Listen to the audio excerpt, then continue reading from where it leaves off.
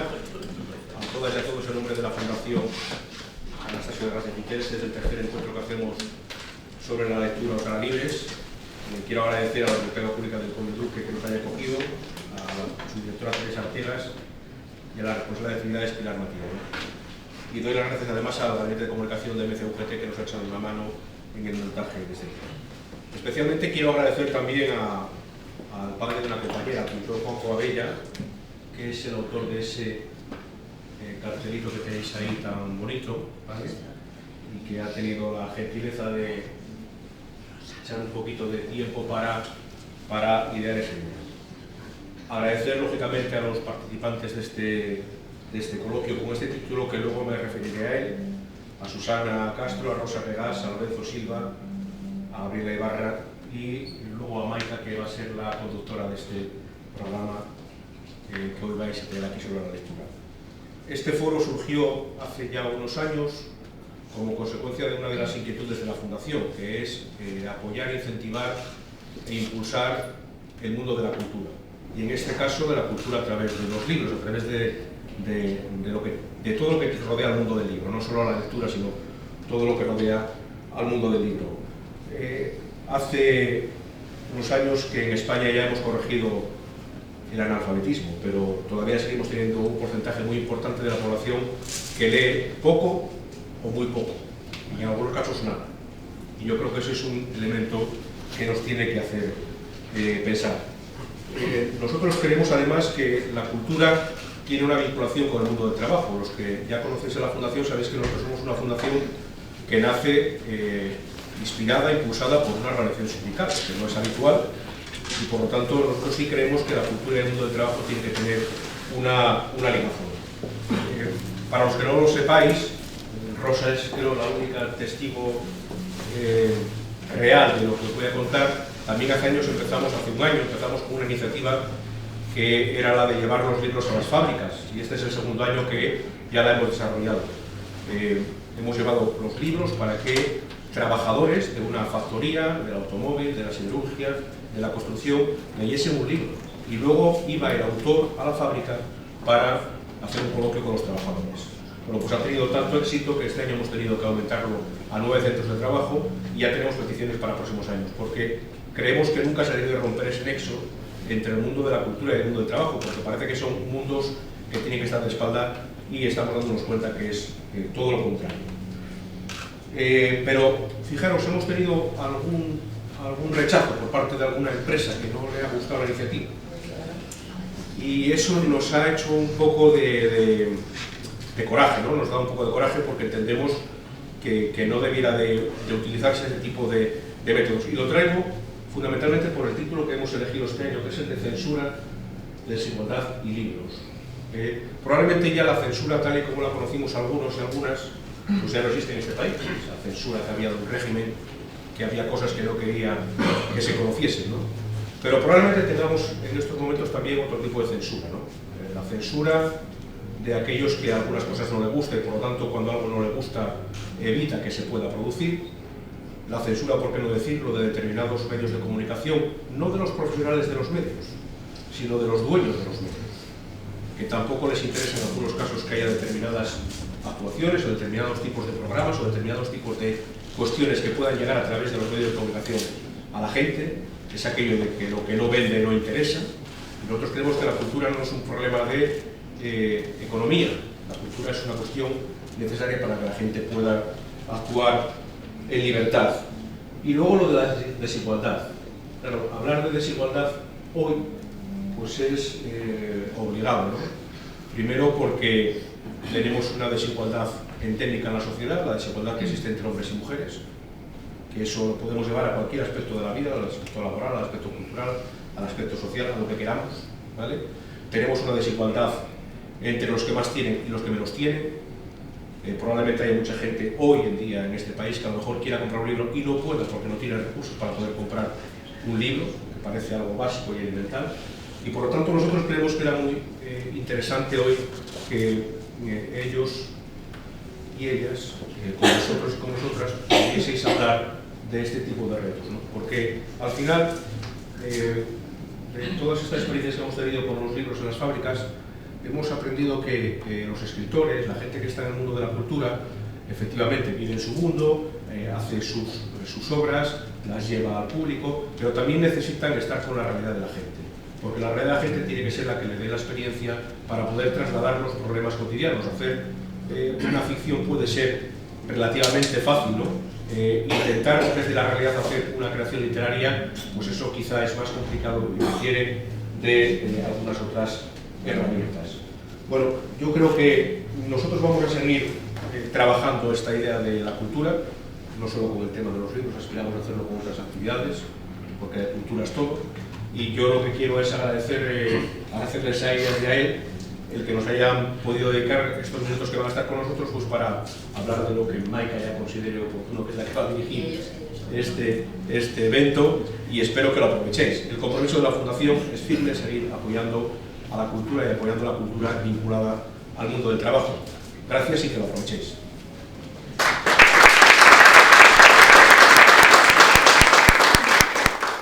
Gracias, Félix, y enhorabuena por todas las iniciativas que lleváis a cabo. Mi agradecimiento también a la Fundación, a Anastasia de Gracia, a Uría Fernández, a Laura Bella por invitarme a moderar esta charla, que estoy encantada de estar aquí, a ver si podemos aportar algo de luz o al menos hacer muchas preguntas que las respuestas ya cada uno son más libres, ¿no?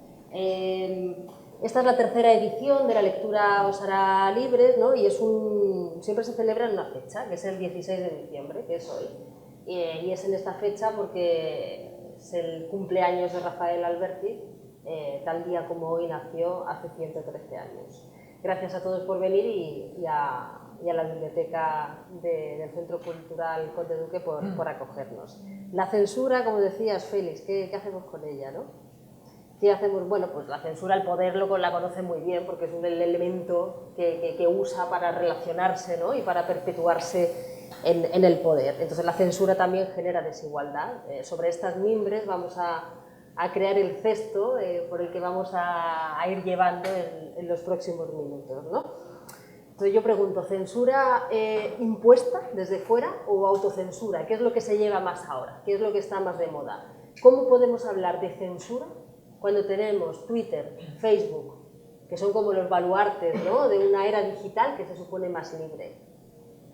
¿De qué censura estamos hablando? Si cualquier información puede llegar a cualquier parte del mundo. ¿O había más libertad, Rosa, en el bocacho de...?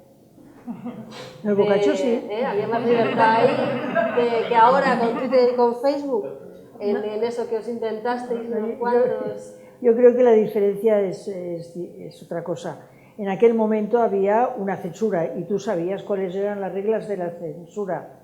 Esta censura provocaba autocensura, es decir, escribías ya sabiendo que luego no te dejarían poner sobaco, pues ya ponías axila directamente, ¿no?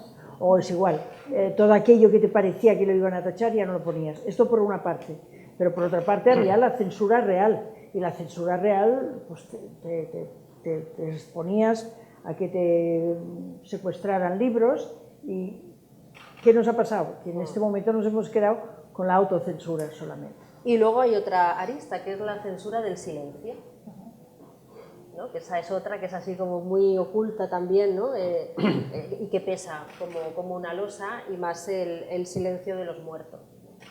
Gabriela Ibarra pues ha recuperado la memoria de su familia, de una familia, bueno, en un ejercicio literario pues tan personal, y yo lo he leído pues tan brillante desde mi punto de vista, ¿no? La censura también institucional en forma de subida del IVA, de recortes, de ahogamiento progresivo, hasta dejar sin aliento pues cualquier manifestación artística, ¿no? Una falta de fondos que propicia desigualdad social, y con bibliotecas se abandonan a su suerte. Miro a Susana porque de esto sabe mucho. Ella es Susana Castro, del movimiento Cuarto Mundo España. Desde 1992 funcionan las bibliotecas de la calle, que es lo que su propio nombre indica. Bibliotecas en espacios públicos con la única intención y objetivo de que lleguen a los niños, y además a los niños que más lo necesitan en extrema pobreza, o lo que yo me pregunto si siguen siendo necesarias, es decir, sacar el libro a la calle, ¿no? La biblioteca pública no cumple esa función, Susana. Bueno, sí que sigue siendo necesario, porque tratamos de llevar los libros a los lugares donde nos esperan. Recuerdo un joven del barrio que un día me dice, pero Susana, ¿por qué traéis libros? Tendríais que traer palos, navajas y eso, que es lo que a nosotros nos gusta. Bueno, claro, de alguna manera me estaba vacilando, ¿no? Claro. Pero hay algo detrás. Me estaba provocando. Sí, me estaba provocando, pero efectivamente no se esperan los libros. Hay una desigualdad enorme entre los niños que viven en la extrema pobreza y que, como decías antes, no hay analfabetismo en este país. Pues mi experiencia es que sí lo hay. O sea, yo conozco niños que no son niños lectores, no porque no lean, sino porque no saben leer. Claro. Niños que terminan la primaria sin saber leer ni escribir, ¿no? Bueno, sí, la M con la A, ma, pero eso es leer. O llegar a ser capaces de leer un libro, de hacerlo nuestro, de crecer, de entender el mundo a través de la lectura. Sí, de convertirse en un lector o en un escritor con todas sus consecuencias. Claro, ¿no? Entonces en la biblioteca de calle que hacemos, por ejemplo, en el Alto de San Isidro, la biblioteca pública está 5 minutos y no van. Y los niños no van. Entonces, para poder llegar a la biblioteca, primero llevamos los libros a su barrio, para hacer el camino contrario. Pues de bibliotecas y de hemerotecas y de mucho Google se ha movido Gabriela Ibarra para encontrar la información necesaria para el libro que comentaba, su primer libro, El Comensal. Cuenta el asesinato de su abuelo, de Javier, a manos de ETA en el verano del 77 y la muerte de su madre, Ernestina, hace 4 años a causa de un cáncer. Con su escritura ha navegado por aguas plagadas de silencios propios y ajenos. Sabe lo que es sentir el miedo de golpe, el de toda una vida, y liberarse, sin odio, sin rencor, para construir su propia identidad. Todo esto lo ha ido contando ella, no lo he inventado, lo ha ido contando en entrevistas y todo esto se hace, Gabriela, escribiendo un libro. ¿Cómo se consigue? Pues cada uno gestiona y elabora sus traumas como puede, y a mí me salió hacerlo por medio de un libro, ¿no? En mi familia, esto lo entiendo después, había una autocensura por hablar del tema del asesinato de mi abuelo, ¿no? El no querer preocuparme, el protegerme, ¿no? Pues hace que no te cuenten bien ciertas cosas, pero al final la muerte de mi abuelo seguía afectando a mi padre, y a través de sus silencios pues yo termino captando que algo no funciona y que no está bien. Y lo que me he dado cuenta es que esta obligación a callarse, esta costumbre, esta educación que he recibido en el silencio, luego me ha afectado a otras facetas de mi vida, en donde también me he acostumbrado a callar, porque callar se volvió una costumbre, ¿no? Entonces, cada vez que alguien me hacía una faena o me fastidiaba, yo me había acostumbrado por sistema a no decir ni mu. Calladita estás mejor, ¿no? Sí, y claro, y ahora a través de este libro pues he empezado a contar y también de alguna manera ha afectado a otras partes de mi vida en donde ahora ya me atrevo a hablar más, ¿no? Y hace 13 años que Lorenzo Silva pues pidió una excedencia, ¿no? Entonces, de la que no ha vuelto. Lleva 36 años escribiendo libros, 20 publicando, 3 editando, es traductor, impulsor del Festival Getafe Negro, que ha cumplido la 8ª edición ahora en octubre, ganador del Premio Nadal en 2000 por El alquimista impaciente, antes en el 97 finalista de este galardón por La flaqueza del bolchevique, se llevó el Planeta en 2012 por la marca del Meridiano, padre de la pareja más famosa de la Guardia Civil, de Bevilacqua y Chamorro. Lorenzo, ¿hay más censura en la Guardia Civil o en la vida civil? Perdón por la broma. Bueno, algún sindicato de la Guardia Civil tendría mucho que decir también sobre esto, ¿no? Bueno, pues están en Twitter, vamos. Yo antes de venir para acá he retuiteado un tuit suyo, precisamente en el que hablaban, sí, quiero decir, el más crítico ha tenido reuniones con todos los partidos que se presentan a las elecciones y difundían el contenido de esas conversaciones y cuáles eran sus reacciones, ¿no?, frente a los programas, ¿no? Yo creo que, bueno, primero estoy muy en la onda de Gabriela, de cuando la verdad amarga, como decía Quevedo, hay que echarla de la boca, no hay que dársela. A veces te lo ponen muy difícil, pero hay que intentar sortear esas dificultades. Es verdad que entre nosotros no existe en este momento una censura formal. Eso no quiere decir que nos hayamos olvidado de la censura. Hay muchos lugares del mundo que no están tan lejos, Sí, donde habrá uno abre la temas, boca y se pero- lleva 1000 latigazos, no uno ni dos, 1000. Incluso sin hablar. Países con los que tenemos magníficas relaciones diplomáticas y con los que a cuyos mandatarios agasajamos todos los veranos holgadamente, ¿no? Lo digo porque no nos pilla tan lejos, ¿no? Quiero decir que basta tomarse un ave, irse a Málaga, acercarse a Marbella y veremos paseando a los Sí, hace responsables unos años ir al campo de fútbol. de esos 1000 latigazos, ¿eh? No hay que irse muy lejos. O sea, que la censura está ahí, existe, y que, Otra cosa es que la queramos ver. sean morenos y se llamen Mustafa, pues no dejan de ser nuestros hermanos humanos por esa condición, ¿no?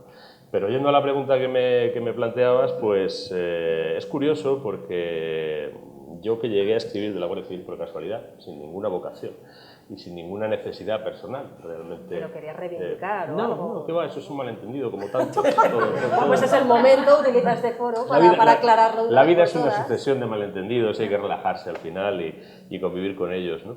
No, yo realmente llegué ahí como novelista, buscando lo que busca un novelista. ¿Qué quiere un novelista? Lo que quiere un novelista, le da igual que el personaje sea bueno o malo, ejemplar, villano, un degenerado, lo que buscas es una cosa original, una cosa que no haya hecho nadie. Y cuando yo me puse a buscar quién no había hecho o qué no había hecho nadie de la novela policíaca española, a nada que rasqué, me salieron los guardias civiles. Nadie se había atrevido a que los guardias civiles fueran protagonistas de una novela policíaca en un país en el que llevaban, cuando yo empecé, 150 años investigando crímenes, ¿no?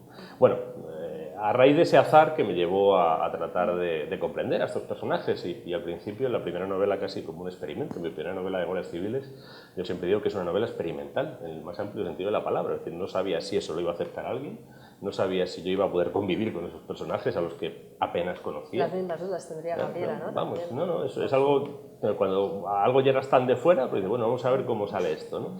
Bueno, el experimento a mí me salió muy bien, también que me he obligado a conocerlos y a conocer, entre otras cosas, cuál es su realidad a lo largo del tiempo, ¿no? Y hay una cosa curiosa, hablando de censura y autocensuras, ¿no? Un director general de la Guardia Civil, hoy olvidado, muy injustamente, porque fue el señor que el 23 de febrero del 81 se fue allí al Congreso de los Diputados, se plantó delante de Tejero, se arriesgó a que Tejero le pegara un tiro, porque Tejero era un tipo capaz de pegarle un tiro. De hecho, algunos de los que estaban con Tejero armó el subfusil, ¿no? Este señor, como digo, que hoy no recuerda absolutamente nadie, que se llamaba José Aramburu Topete y que desde el primer momento se plantó contra el golpe de Estado y fue crucial en que la propia Guardia Civil sofocar el golpe de Estado que unos guardias civiles habían iniciado. Este hombre, que era un hombre muy inteligente, que además había estado en la guerra de Rusia, o sea, en la Segunda Guerra Mundial, en la campaña de Rusia, escribió un texto sobre por qué no se escribían novelas, por qué no se escribía literatura de guardias civiles. Decía una cosa muy inteligente, decía que no se podía hacer literatura de guardias civiles en España porque alguna gente los odiaba demasiado y el resto los alababan de una manera demasiado empalagosa como para poder hacer literatura. Es decir, que a veces la censura, la imposibilidad de lanzar un discurso pueden hacer no tanto de que haya una imposición o de que haya una dificultad externa, sino de que la propia actitud interna de quien teóricamente podría lanzar ese discurso le impide para hacerlo, porque o bien se convierte en un propagandista o bien se convierte en un simple denigrador, ¿no? Pero bueno, esta es una cuestión conexa que la menciono porque me preguntas. Tiene que ver también con lo políticamente correcto y luego también diría otra cosa, cuando yo empecé a escribir novelas sobre unas personas a las que yo conocía en ese momento por mi ejercicio como abogado y que me parecían, en general, con alguna excepción, como siempre, dignos servidores públicos y gente que además pues tenía una idea bastante razonable del Estado de Derecho, en los que yo me encontraba, pues cuando yo empecé a escribir esas novelas me encontré con que mucha gente no estaba dispuesta a aceptar de ninguna manera una novela de guardias civiles, por razones que puedo comprender. ¿Y te lo hacían de llegar de alguna manera? manera? A mí hay gente que me ha dicho que la primera vez que agarró una novela mía, le dio la vuelta y leyó fulano de tal, sargento de la Guardia Civil, ¡pah!, lo tiró en la mesa inmediatamente, ¿no? Y digo, lo puedo entender en personas que han tenido a lo mejor personas de una cierta edad, que además han tenido una vivencia, por ejemplo, en zonas rurales, en años muy duros, como los años 40, 50, en que la Guardia Civil se la utilizó por el régimen, que de hecho prácticamente la reinventó de manera muy férrea en la represión de la disidencia, ¿no? Pero quizá hay que atreverse también a hablar de una gente que hoy son completamente distintos.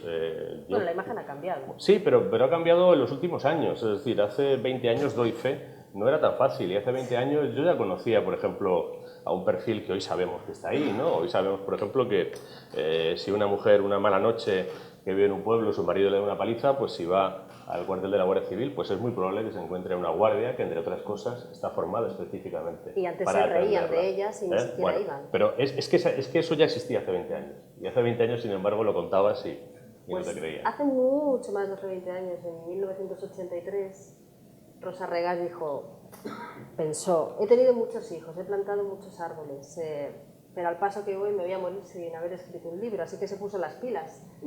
Premio Planeta en 2001 por La canción de Dorotea, Premio Nadal en el 94 por Azul, directora de la Biblioteca Nacional entre 2004 y 2007, enfrascada en sus memorias entre el sentido común y el desvarío, un emotivo relato que nos lleva a la infancia, continuado ahora con una larga adolescencia.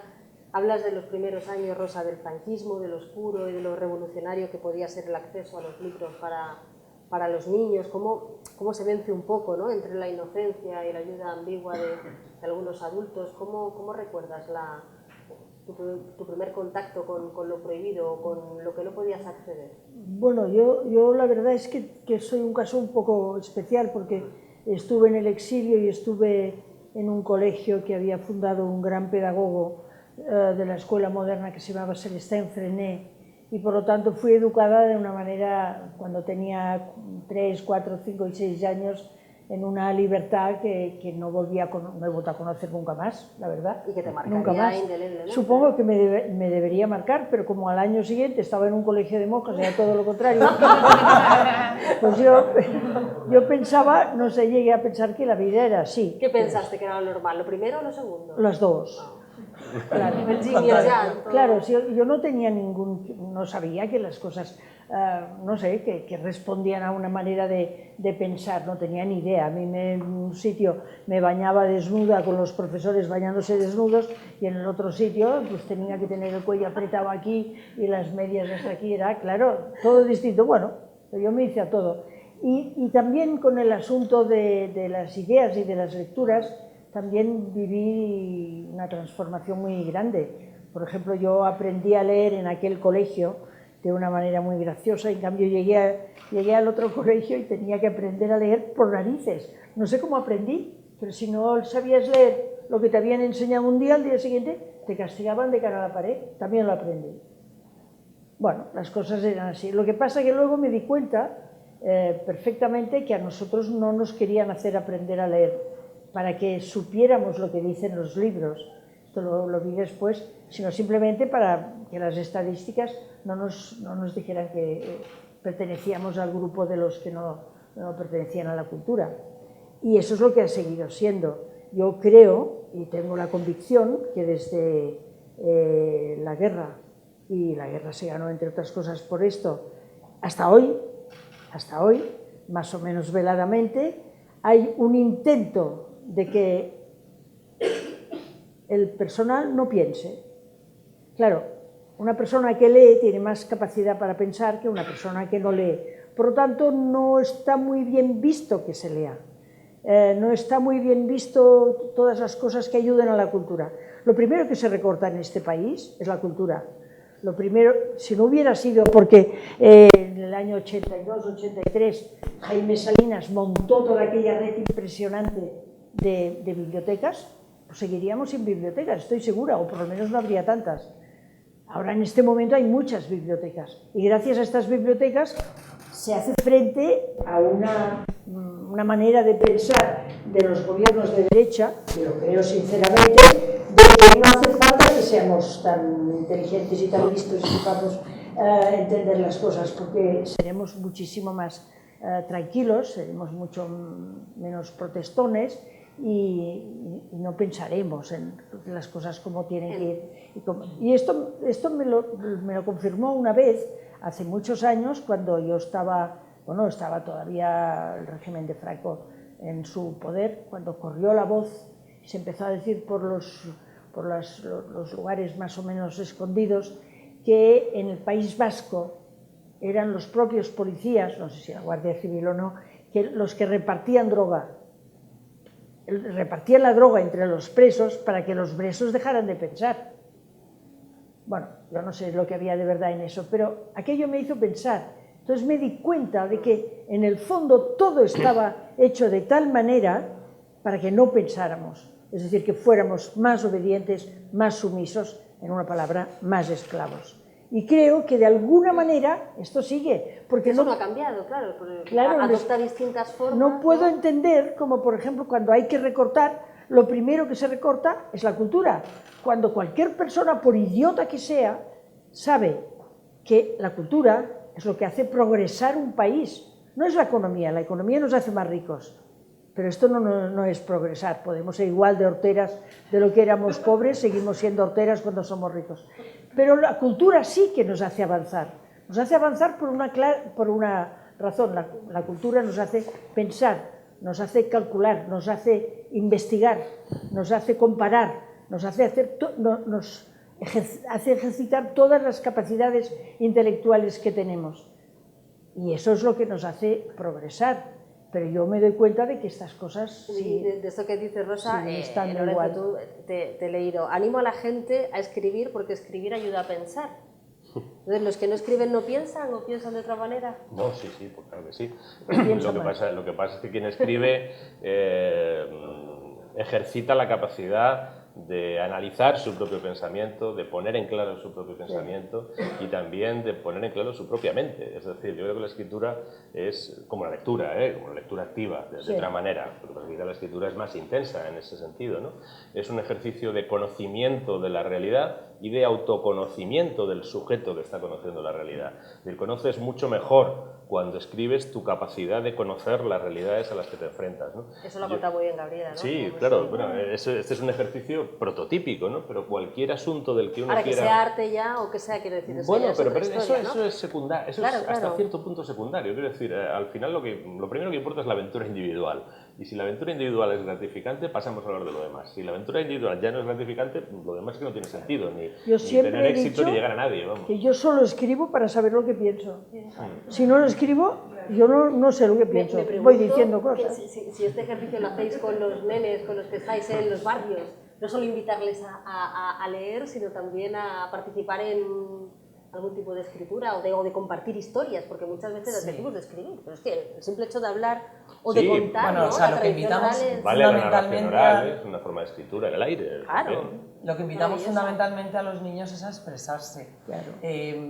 La lectura, o sea, todos los que tenemos hijos o algunos que tienen nietos o nietas, sabemos que ese momento de la lectura, de sentarte al lado de la cama con tus hijos a leer, ese vínculo que estableces, no es solo el momento, o sea, no es solo el cuento que les estás leyendo. A veces no te están haciendo ni caso con el cuento que les estás leyendo, y en la biblioteca de calle pasa exactamente lo mismo.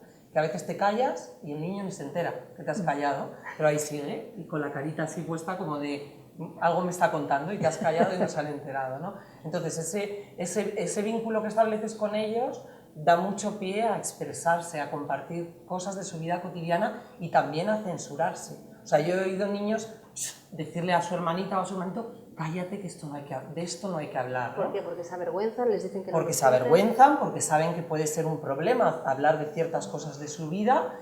Bueno, se censuran como se censuran sus padres, ¿no? Claro. Y se censuran ellos porque la sociedad les censura. O sea, porque muchas veces en este vínculo que establecemos con los niños, establecemos vínculo también con los padres, ¿no? Y cuántas veces les vas a pedir opinión a los padres sobre algo y se quedan como alucinados de que les pidas opinión. ¿Quién les pide opinión? O sea, ¿quién pide opinión en la escuela, en los servicios sociales, incluso entre los propios voluntarios, las organizaciones? ¿Quién pide opinión a la gente más pobre? ¿Verdaderamente interesa esa opinión? ¿Verdaderamente son actores sociales? ¿Se les tiene en cuenta de cara a las elecciones? ¿Se les tiene en cuenta de cara a los cambios en su barrio, en su escuela? O sea, el padre y la madre de una familia muy pobre llega a la escuela con la cabeza gacha diciendo: a ver qué me dicen hoy de mi hijo, y no abren ni el pico. Y bueno, a veces encuentran maestros y maestras maravillosos que les preguntan: ¿y usted qué opina sobre la educación de sus hijos? Pero normalmente van allí y no se atreven ni a abrir el pico, nadie les pregunta: ¿tú qué es lo que sueñas para tu hijo? Porque parece que no tienen sueños como tenemos los demás, ¿no? Y eso es, o sea, la biblioteca de calle es una herramienta a través de la cual llegamos a un barrio y empezamos con los niños y de una manera muy libre en la calle, nadie nos cuestiona que estemos allí con libros, porque todo el mundo quiere que sus hijos aprendan, esa es la realidad, pero eso nos permite conocer a familias, conocer lo que viven, darnos cuenta que no tienen muchísimos de los derechos que tenemos, que el derecho a la cultura no está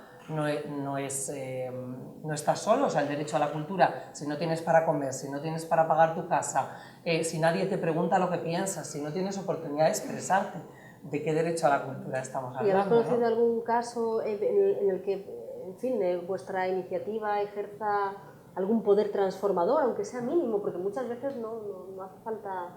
Bueno, yo creo que, algún gesto, algún desde cositas muy pequeñas, como que, claro, es un proceso muy lento, porque estoy hablando de familias que igual han tardado un año en abrirte la puerta de su casa, ¿vale? ¿Cómo Entonces, es este proceso? Pues, toc, toc, venimos con libros para leer con los niños, estamos todos los viernes de 4 a 6, y entonces hay familias que rápidamente dicen, oh, qué bien, una oportunidad, los más dinámicos del barrio, ven como una oportunidad que hay en su barrio, pero el que más miedo tiene, el que más tiene que esconder, el que más miseria tiene, ese puede tardar hasta un año en abrirte la puerta, ¿no? No nos interesa, no nos interesa. Desconfiado. Y luego, claro, la desconfianza, ¿no? Entonces, proceso transformador, pues para mí, por ejemplo, podría hablar del caso de Tony, que es un hombre que no sabe leer y escribir, que está ahora aprendiendo a leer y a escribir. Que es ¿Con vosotros? Está aprendiendo en un centro de adultos, es un hombre adulto que tiene 6 hijos, que participaba en la biblioteca de calle que hacíamos hace años en las Barranquillas y que durante un tiempo decidió que quería escribir poesía y como no sabía escribir, pues se la dictaba a su mujer que sí sabía escribir. No sé si eso tiene algo que ver con la biblioteca de calle, Sí, o sea, porque no somos seguro. los salvadores de nadie. No, la biblioteca le traspasaba. Claro, yo creo que alguien le escuchó, por una vez en la vida alguien le escuchó, o alguien escuchó a sus padres, mejor dicho, porque él era un niño. Y sentir que alguien escuchaba a sus padres, pues pensó, yo tengo algo que decir también, ¿no? Y en ese mundo, Gabriela, de protección, ¿a ti te escuchaban o tú sacabas tu voz en un mundo de adultos que intentaban, ¿no? Como la casa de Bernarda Alba, de Lorca, silencio, ¿no? De aquí no se habla, ¿no? Pues yo creo que el problema es que cuando a tu alrededor la gente no se pregunta ciertas cosas, tú tampoco te las preguntas durante muchos años, ¿no? Entonces vives un poco al margen, en la ignorancia.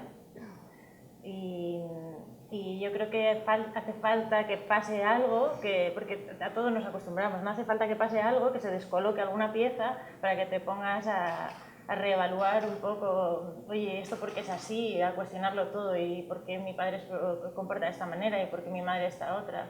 ¿Y tu padre, tu familia ha leído la novela? Sí, sí. ¿Y qué te han dicho? Mis hermanas no la leyeron bien. Mi padre de primeras le produjo un shock enorme, Dios mío, ¿qué ha hecho mi hijo? Pero llega un momento, su primera reacción fue, pero nosotros, me dijo, nosotros no hemos sufrido por esto. No lo sabe. No lo sabía, pero ¿cómo que hemos sufrido? Claro que hemos sufrido. Y a raíz de ahí empezamos a tirar del hilo y empezamos a hablar y aunque al principio fuera un shock muy grande, se cayeron los muros, empezamos a hablar de cosas que nunca antes habíamos hablado. Y esto es algo que no solo siento que me pasa con mi padre, sino que también muchas veces con los lectores me escriben unas cartas maravillosas, que no son nada ni cursis ni tópicas, en donde me cuentan sus experiencias súper íntimas, se nota que son cosas que no habían compartido con nadie, ¿no?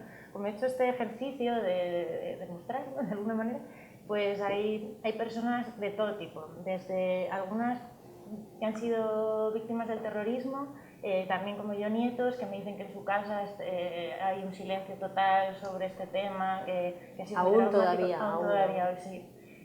Me ha escrito gente contándome cómo ha vivido la muerte de sus padres, porque también hay mucho tabú acerca de ciertos sentimientos alrededor de la muerte. De la muerte, sí, tú lo decías. Por ejemplo, hay veces que uno no siente pena en algunos momentos, ¿no? Y eso parece como que está mal, ¿no?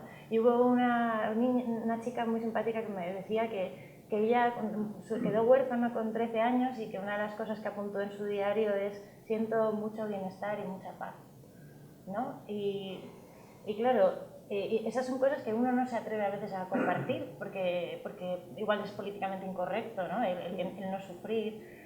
Y entonces siento eso, que se han derribado muros. Y también incluso gente que igual ideológicamente o por experiencia está en el lado opuesto. Ha habido una chica que trabajaba en la Universidad del País Vasco y que ella igual era más afín pues, al mundo abertzale. Me dijo, leyendo tu libro me he acordado de un compañero que venía con escolta y no me puse nunca en su lugar, ¿no? O también, es que nos acostumbramos a cosas terribles. Y está muy reciente todo. Y está muy reciente todo, muy reciente, sí. no. Y luego hay un chico que es un poeta navarro con el que nos hemos hecho muy amigos, que escribió un libro precioso que en muchas cosas se parece al mío, que se llama, bueno, él primero escribió un poemario que se llama La última bala y luego otro que se llama Niebla fronteriza. Él viene de un entorno bastante abertzale en el País Vasco, participaba, estaba relacionado con gente igual próxima a Jarray, ¿no? Y se vino a Madrid porque no podía más de la violencia. Escribió un poemario muy contundente. ¿Qué años tiene, perdón? Pues tiene Desde más o menos mi edad, vale, sí, vale. igual tiene un año arriba, un año abajo, por ahí. Nueva generación. Sí. Y él cogió mucho odio a todo ese mundo, ¿no? Y lo explica, y luego hay en su segundo libro hay una reconciliación con la tierra, ¿no? O sea, primero rompe, dice esto no lo quiero, y luego coge lo mejor de ese lugar y se reconcilia.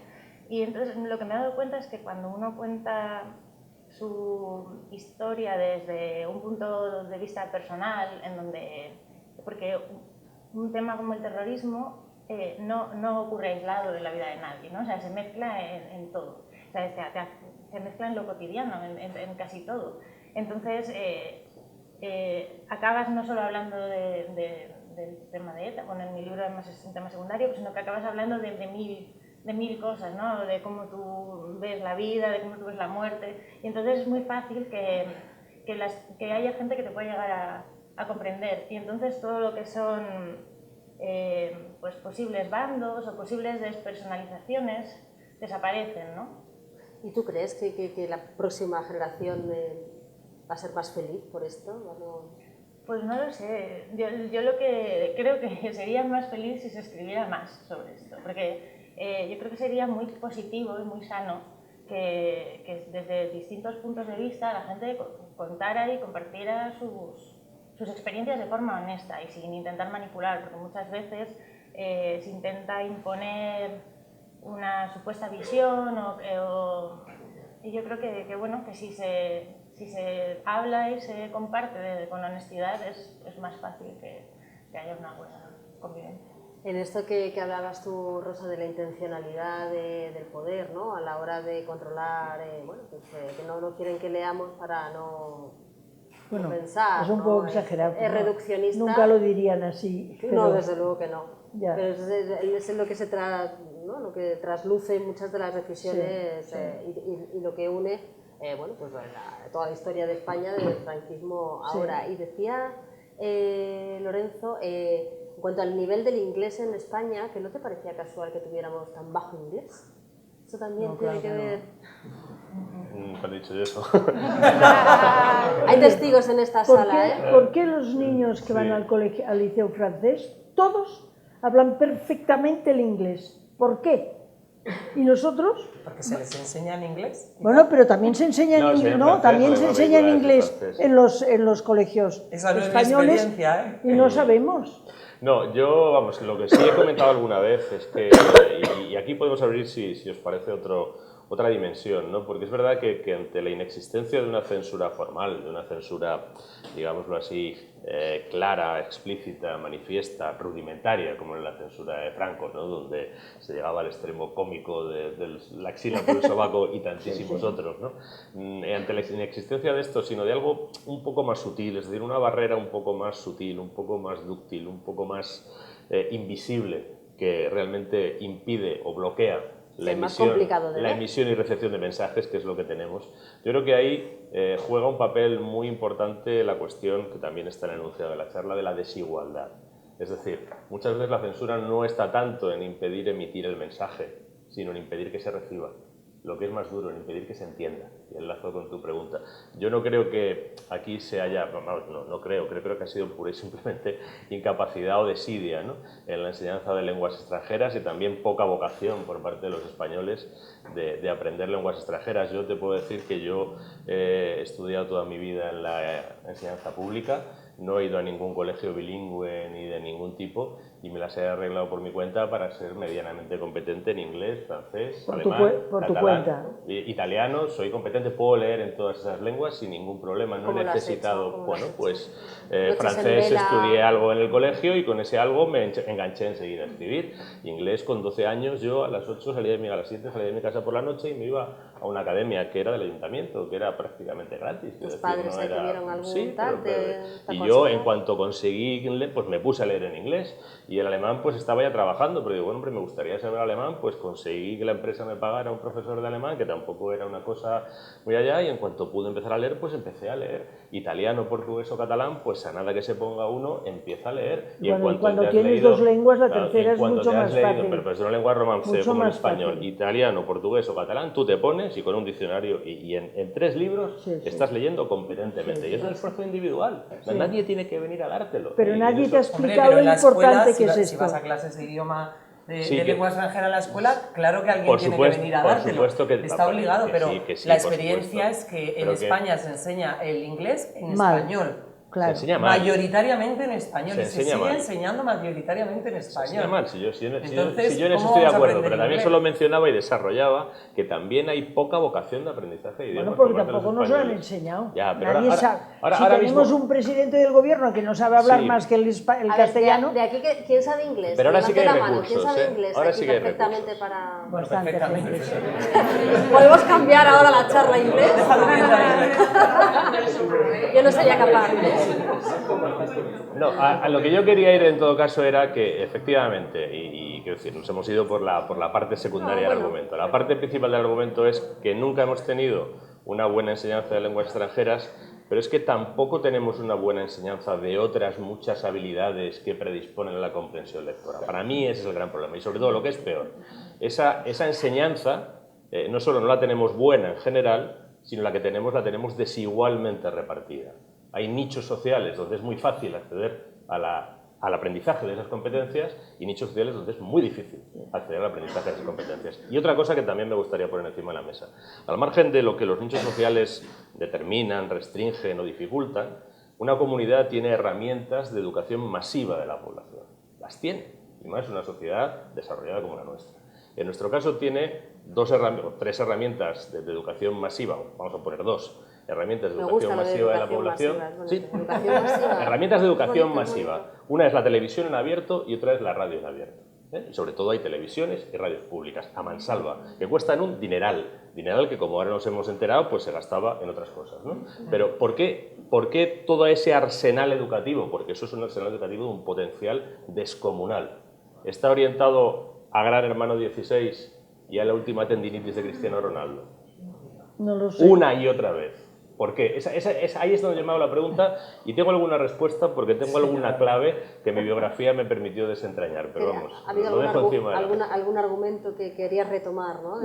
Yo quería decir que, respecto a lo que tú dices, para que la gente entienda un mensaje, el mensaje tiene que llegar. Por ejemplo, voy a poner un ejemplo. La gente que yo conozco apenas ha oído hablar del TTIP. Seguramente la cosa más importante que va a ocurrir en Europa, no hablamos lo más importante. ¿Por qué no hablamos? No porque nos lo cuenten mal, es que no nos lo cuentan. No nos lo cuentan, no nos lo cuenta nadie, nadie habla. Yo tengo los periódicos digitales, las cosas que me llegan de una persona y de otra, pero no nos ha llegado. Pero como esto, 100.000 cosas más. O sea que la censura que hacen los grandes gobiernos, todos los gobiernos, el europeo, el español, el americano, todos, es que el mensaje no llegue, que aquello que ellos quieren que no llegue, no llega, y ya está. Entonces, ¿qué pasa? Que los medios de comunicación, como están, la mayoría de ellos, son propiedad de personas que, digamos, están a favor de lo que el gobierno, si están a favor de lo que el gobierno quiere, allí no se habla tampoco. No se habla en los medios no se habla, no lo habla, no, algún tipo de estas elecciones ha hablado del TTIP, que yo sepa, ha habido un par de mensajes de Podemos y nada más. Creo, ¿no? Alberto Garzón, ya está, y ya está, nadie más, cuando es seguramente lo más importante que tendrá que hacer frente el próximo que sea el presidente del gobierno. Por lo tanto, la censura está establecida con el silencio, no de la gente, del gobierno, o simplemente pasándolo como si fuera una cosa que no tuviera ninguna importancia, y ya está. ¿Y a partir de ahora qué? ¿Cómo se combate todo esto? Bueno, ahí hablamos de otra cosa, ahí hablamos Hablando de otro y fenómeno protestando. complementario, que es la creación de zonas de sombra.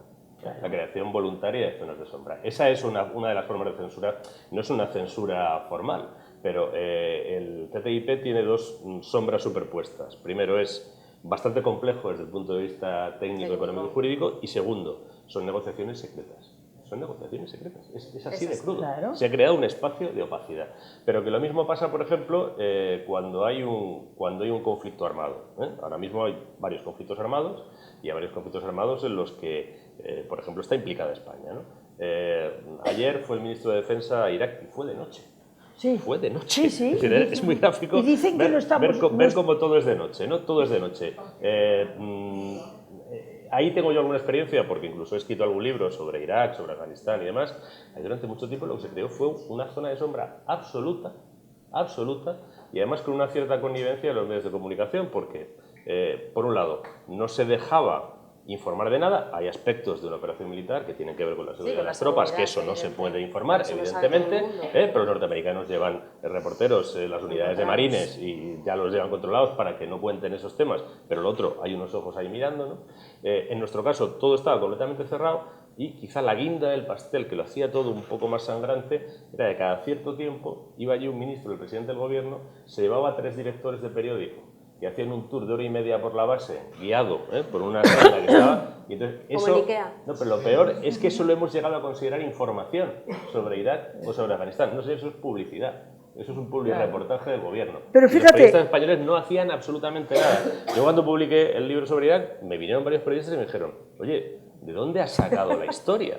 Y yo, coño, ¿dónde la voy a sacar? Si es que hay 6.000 tíos que han estado allí. Pues me he ido a buscarlos, toc, toc, y he hablado con 150, y ya está. O sea, Contaste la historia que a lo mejor ellos no podían contar, ¿no? No, pero a ver, se podía contar exactamente igual, pues ya habían vuelto todos. Ya habían vuelto todos. Es decir, era buscarla. El gobierno crea una zona de sombra cuando la cosa está caliente, en ese momento cuando las tropas estaban ahí, y cuando las tropas vuelven, como la memoria estaba frágil, pues ya todo el mundo se había olvidado, y a nadie se le había ocurrido que esos soldados, que entonces estaban en una base completamente controlados, ahora estaban en Badajoz, en Almería, en Málaga, y oye, tú podías ir a hablar con ellos. Hombre, no era fácil, pero se pudo recopilar toda esa información.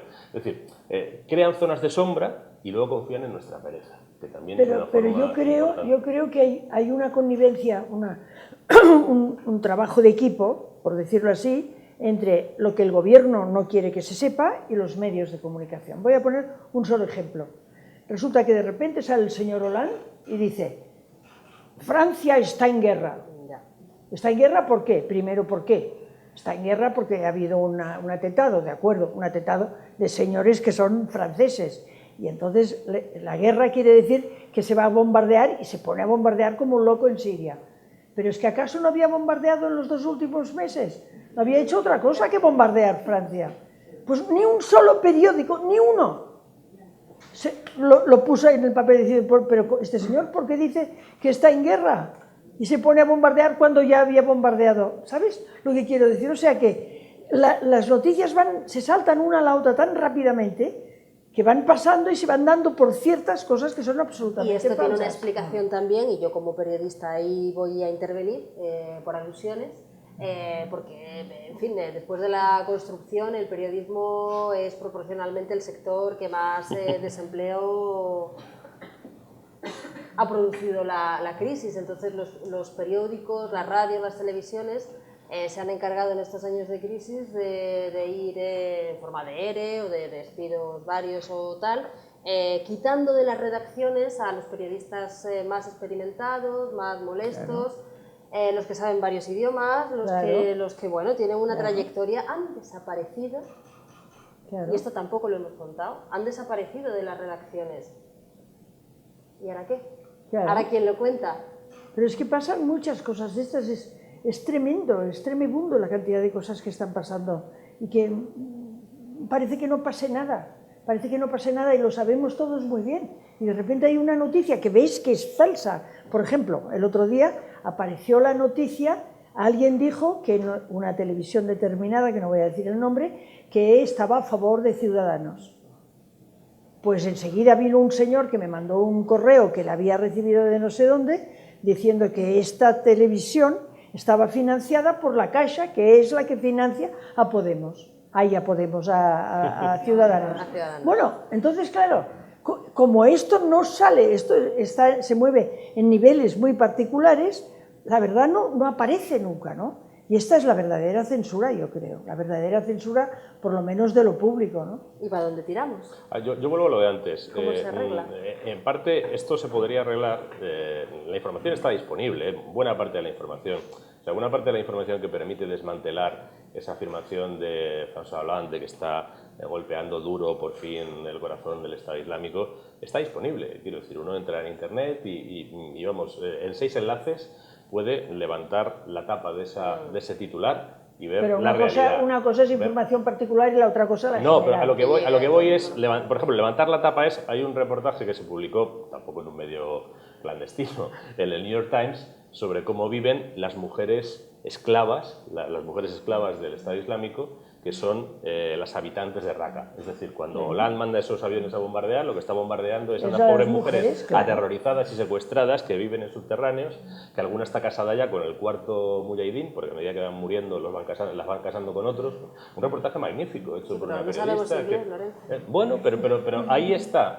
Y a lo que voy es, si aquí, en lugar de esa información, que es muy relevante para nosotros, pues entre otras cosas tenemos tropas sobre el terreno y seguramente vamos a tener más, y además somos en este momento objetivo de esa organización. Esta información que es muy relevante, nos quedamos con que salga Hollande y suelte su flama, publicidad, con unos aviones, con unas imágenes seleccionadas, publicidad, porque han escogido la que a ellos les interesa, todo publicidad, y comparemos, por ejemplo, con la información que tenemos respecto de un gran premio de motociclismo. Yo he llegado a saber hasta los neumáticos que utilizaban, es decir, yo una vez en el avión una vez cuando vas a Barajas y el avión aparca en Guadalajara y tú vas en autobús desde Barajas hasta Guadalajara, ¿no? Yo he ido a un trayecto de esos con 2 personas que fueron 15 minutos hablando de neumáticos de Fórmula 1, nada más, no hablaban de nada más. Y ese conocimiento no lo tenían porque estudiaran, no. Yo sencillamente permanecía suspendido en mi estupor, ¿no? Y esa gente no se ha dedicado a estudiar manuales de neumáticos, que por supuesto existen y que son una documentación muy especializada. A esa gente se lo ha servido esos medios de educación masivos que tienen mucho interés en que sepamos esas nimiedades de cosas sin interés y que no tengamos eso, porque tenemos la capacidad, es decir, si en lugar de poner los titulares en la publicidad, después dijeran, bueno, vamos a sentar al señor no sé cuánto, que es un experto, que los hay en España, y muy buenos, ¿eh? Y algunos son militares de la reserva, con lo que pueden hablar tranquilamente. Y te lo pueden contar todo. Hay un señor que en Twitter se llama Geostratego, que te cuenta todo lo del Estado Islámico, desde cómo lo montó el servicio secreto turco, todo, absolutamente todo está publicado. Ese señor podría salir en televisión contando las cosas en 5 minutos, ¿eh? No necesitaría más. ¿Qué querías comentar, Félix? No, yo quería hacerle una pregunta a los 4, me da igual cualquiera, ¿no? Porque a raíz de lo que ha dicho Lorenzo, cuando hemos puesto el título de censura de seguridad y libros, probablemente es porque nosotros lo que queríamos hacer hincapié en eso, en que quieren que conozcamos y que sepamos lo que quieren ellos que se conozca y se sepa. Claro. Entonces, es mucho mejor hablar de las ruedas de la Fórmula 1 o de quién escucharon ayer de Gran Hermano King o de quién va a ganar Tu cara me suena o del partido del domingo. Bueno, pero todo es compatible, quiero decir. Pero yo creo que todo debe coexistir. Pero Maika, ¿por qué? Es lo que yo les quería decir. ¿Por qué se ha abandonado, ahora que tenemos más medios de comunicación que nunca, más televisiones que nunca, más canales que nunca, por qué se ha abandonado el que esos canales transmitan conocimientos ligados a la cultura o a determinados conocimientos? ¿Por qué se ha abandonado eso? Pues porque al gobierno no le interesa. Porque no le interesa al gobierno ni le interesa a los propietarios de las cadenas. Ya está. Esto es evidente. Y Susana, desde la calle, perdón por la expresión, así desde cómo se ve. Es decir, si estamos hablando de las sombras, ¿no? Que decía Lorenzo, de en fin, pues de qué se entera los nenes, qué saben de la actualidad, las familias, de qué les llega a ellos. Esto del Pues tratado de libre esto de lo que comercio ni te estamos cuento, hablando... No, claro, Entonces, por supuesto que no. ¿de qué, de qué información se alimentan? Pues se alimentan de la información que ven en la televisión de este tipo, de Gran Hermano, del programa de La Voz, de programas, o sea, no les hables de otra cosa, ¿no? De política... Claro, eso construyen el mundo Nada. que no ven, ¿no? De política nada, o sea, Por la gente que yo conozco que vive en estos barrios puede votar, pero no vota. O sea, porque además piensa que a los políticos no les importa su vida, que es la realidad, y a la mayoría de la ciudadanía tampoco les importa su vida, ¿no?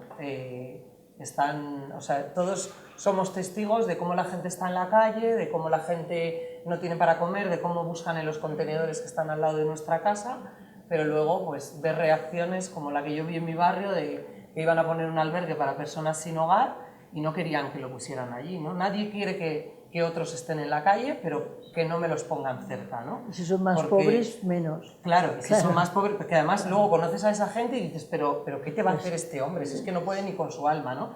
Pero sobre todo, o sea, cuando decías que está como en la sombra, pues hay una parte de la población que está en la sombra y que no nos interesa verla. Y yo no pondría la responsabilidad solo en los políticos. No. O sea, yo pondría la responsabilidad en todos los que estamos aquí, todos y todas los que estamos aquí, y en el resto de la ciudadanía. O sea, ¿qué hacemos cada uno de nosotros para hacer la vida de ese que sabemos que la tiene tan difícil un poquito mejor, ¿no? Y si nos ponemos en el lugar de esa persona, si tratamos de conocerla, de decirle buenos días. O sea, conocíamos a personas que estaban en la puerta del metro pidiendo y te decían, es que nadie me ha dicho hola hoy. Es que no miramos. ¿Qué cosa más dura que nadie te diga hola a lo largo de todo un día? No porque estés un día tranquilita en tu casa, que has decidido quedarte sola. Que no es que no te digan, es que no te contestan, ¿no? Claro, y gente que te dice buenos días y nadie te contesta, ¿no? Y, o sea, que son invisibles realmente. Si cualquiera de nosotros fuéramos invisibles, ¿cómo nos sentiríamos, no? Entonces, yo no quiero poner la responsabilidad solamente en los gobiernos, de un tipo o de otro. No, porque lo que ves es otra cosa. Porque lo que veo es otra cosa, porque lo que veo, o sea, el gobierno, el político no le llega a esa persona que vive en la extrema pobreza. Lo que le llega es que alguien se le acerque. Y nosotros, por eso digo que no somos salvadores de nadie, simplemente hemos llegado y hemos visto a la persona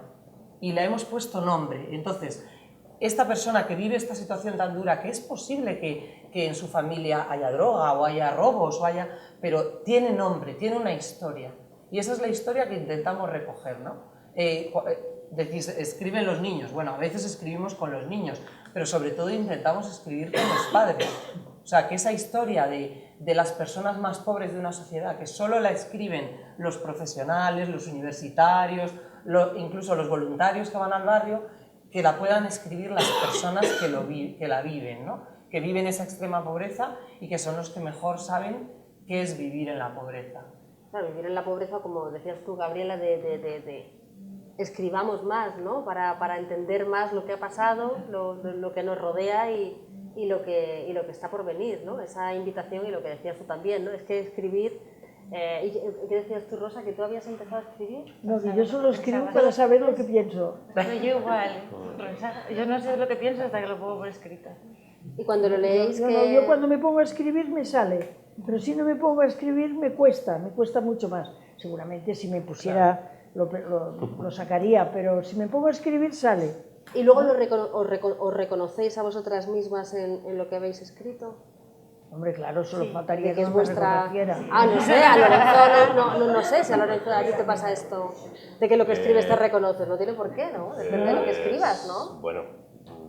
Igual pasan los años Sí, y luego sí te reconoces. A la vuelta de los años incluso te reconoces, claro que sí. ¿No? Yo creo incluso, realmente los seres humanos no tenemos propiamente una identidad abstracta o objetiva, lo que tenemos es un relato. Claro. O sea, que si te preguntan quién eres, tú contarás una historia. No puedes decir quién eres, no puedes describirte, te pones a contar una historia. Todos somos portadores de un relato que es toda nuestra identidad y los escritores lo que hacemos es que ese relato pues lo hacemos más copioso porque dedicamos más horas a construirlo y ahí queda, ¿no? Pero yo hace nada estaba corrigiendo una novela que se va a reeditar ahora 20 años después de la primera edición y 25 años después de que yo la empezara a escribir. Y claro, yo ahora no escribo así, no escribiría así esa novela, pero naturalmente ahí estoy yo y de hecho a mí esa novela, que la recordaba bastante bien, pero había cosas que había olvidado, pues releerla me ha ayudado a recomponer mi propio relato de mí mismo, porque realmente no soy más que esta historia que llevo 49 años contándome, no soy nada más, absolutamente nada más. Recetas contra la censura que vamos a ir recopilando. Yo lo que quisiera decir es que se diría que también los candidatos que se presentan a estas elecciones también deben estar autocensurados, porque a mí se me ocurren por lo menos 2, 3, 4 y 5 grandes temas que no se han tocado. ¿Quién ha hablado del medio ambiente? No sé, yo no he oído a nadie que hablara del medio ambiente. Es que ya no exponen programas, Rosa, lo que hacen es, tienen asesores electorales que les dicen, te está comiendo el terreno este, te está comiendo el terreno este, tienes que atacarle a este y el tema que te sirve para morderle es este. Solo hablan de eso. O sea, hemos entrado ya, y esto es el principio, dentro de nada va a ser todavía peor, porque las herramientas van a ser todavía más... Hay quien dice, y a mí me parece bastante verosímil, no me parece ciencia ficción, que las campañas norteamericanas, los partidos, el republicano y el demócrata, acuden a las enormes bases de datos de norteamericanos que hay. ¿Se los reparten? No, están en poder ya de las redes sociales. Quiero decir, Google tiene una base de datos norteamericano bestial, Facebook bestial, y entonces tú con esa base de datos, simplemente una persona que se conecte a Facebook todos los días, y haga 4 o 5 movimientos, que diga lo que le gusta, lo que no le gusta, en 15 días sabes si es demócrata, republicano o indeciso. Y sabes qué grado de indecisión tiene. Entonces parece que las empresas norteamericanas que trabajan para los partidos, lo que hacen es que a los que son 100% republicanos, un tío que todos los días pone cosas con un arma y tal y cual, para eso olvídate, no le mande nada a la campaña. Un tío que solo pone cosas de Woody Allen y que ve películas francesas y tal, olvídate, no le vas a vender al tipo este del flequillo nunca, ¿no? Entonces se concentran en los otros, porque ya los tienen completamente estudiados. Y lo demás da igual. Yo no sé si alguien que ve aquí, yo no sé si recomendarlo o no, porque mi vida todavía es más oscura desde que la veo, ¿no? House of Cards, esta gente que es políticos norteamericanos que están en campaña intentando prevalecer, es la palabra que hay que utilizar, a ellos les importa un bledo, las medidas que toman, incluso sociales, tienen que ver con cómo consiguen arañar el terreno bajo sus adversarios, que por cierto los peores los tienen en su propio partido y muchas veces consiguen prevalecer maniobrando con los del partido contrario, con gente que supuestamente piensa opuesto que ellos, ¿no? Y lamentablemente esto que parecería una caricatura, que parecería casi una caricatura un poco satánica, pues yo me temo que en buena medida está ya impregnada en la política real de muchos partidos viejos y a lo mejor no tan viejos, ¿eh? Una cosa que me llama mucho la atención en el lenguaje político y bueno, en general es las consignas.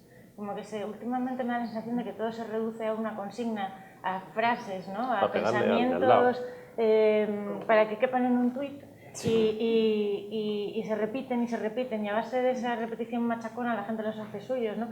Por ejemplo, es también a veces como para suplir esta carencia de falta de profundidad se citan como a Kant, pero es que hay como una enfermedad de la cita, ¿no? Como reducir el pensamiento a una cita que no cabe ahí.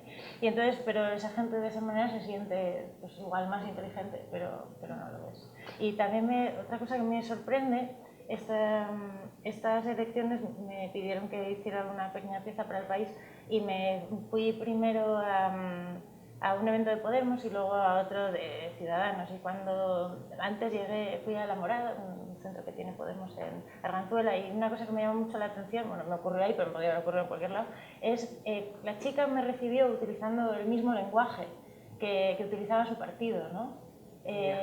Y eso me produce cierto rechazo, ¿no? Pues que lleguemos a ese grado de identificación. Sí, bueno, no solo de identificación, sino como de no pensar, de comprar ciertos packs ideológicos y comprar las palabras incluso, ¿no? O sea, porque tú puedes estar de acuerdo con una idea, pero no tienes por qué expresarla exactamente con las mismas palabras, ¿no? Pero esto es muy típico, ¿eh? Las monjas también lo hacen en los Sí, curas. me parece... Es verdad. Sí, porque es terrible, porque es un no pensar, ¿no? Es más fácil comprar un pack ideológico que montar del tuyo personal. Claro, claro. Sí. Recetas contra la censura no veo que salgan muchas. Sí, bueno, recetas contra la censura yo creo que es dar el mensaje, o sea, visibilizar. La primera, visibilizar, ¿no? Sí, Yo solo tengo una receta para todo, sirve para todo. protestar, morirse protestando, protestar, donde sea, en la familia, te invitan para dar una conferencia, protestar, te invitan para protestar. A lo mejor no sirve de nada, pero a lo mejor va a una persona, piensa y lo transmite. Pero si no protestas, ¿yo qué puedo hacer si no tengo un medio de comunicación? Escribo en 3 o 4 sitios un articulito. Bueno, también protesto. Claro, yo solo hablo protestando. Si no, no protesto. Visibilizar. Bueno, es una forma, claro, de visibilizar una... Es la única manera y además creo que todo el mundo debería hacerlo. Es decir, cualquier cosa, aunque tú estés convencido de que vas a votar a un partido, y este partido ha hecho una cosa mal, protestar por eso. Claro. Es igual, lo que sea, protestar naturalmente por todo lo demás, pero también por eso, y protestar siempre. No hace falta que uno proteste echando veneno en los ojos de los demás, no quiero decir eso, pero sí poner de manifiesto la contradicción que has encontrado en un sitio y en otro y en otro, socialmente hablando, porque una de las cosas es que hemos hablado pasando y que antes hemos estado hablando nosotros dos, como es exponente brutal de lo que es la censura, es el silencio. Nosotros, yo soy catalana y él es un poquito catalán, sabemos lo que es el silencio en Cataluña, pero no es un silencio aterrador, no, simplemente no se habla de las cosas, no se habla. Unos no hablan de las cosas porque sería como meterse contra el partido que ellos quieren, los otros no hablan porque si no se pelearán con su cuñado que es de otro partido, y no se habla, y no se habla, pues hay que hablar, y a ver, tú, ¿qué piensas de la independencia? Se quedan patidizos. Bueno, es igual, pues que digan, que hablen. Que se posicionen. Es verdad, pero es que no hay manera, es alucinante entrar en una reunión, no siempre. Yo me muevo afortunadamente en un ambiente que no es independentista, pero las gentes que se mueven en ambientes que están muy mezclados, están aterrados, ¿verdad? Bueno, que eso es lo habitual. Están aterrados, ¿no? Sí, están aterrados porque la gente no habla y no quieren hablar y no, yo no sé, ya prefiero no decir nada. Entonces, ahí tú que votarás, estas cosas no se dicen, voto secreto, dicen unas tonterías. No, yo estoy completamente con lo que... Decías que vivir en Cataluña sabía... Esto hay que romperlo al precio que sea. Yo me dedico solamente a esto, por esto no me invitan a ningún sitio. Por eso se viene a Madrid.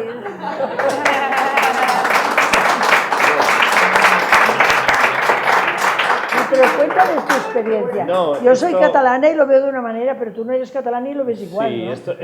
Yo estoy muy de acuerdo con lo que dice Rosa y con hacerlo siempre además porque es curioso que cuando tú rompes ese silencio, luego resulta que el silencio no es tan consistente. Es decir, que el silencio no está tan trabado, ¿sabes? Yo recuerdo que no hace mucho fui a dar una charla en la Biblioteca Central, además, puro centro del pueblo, de Vic.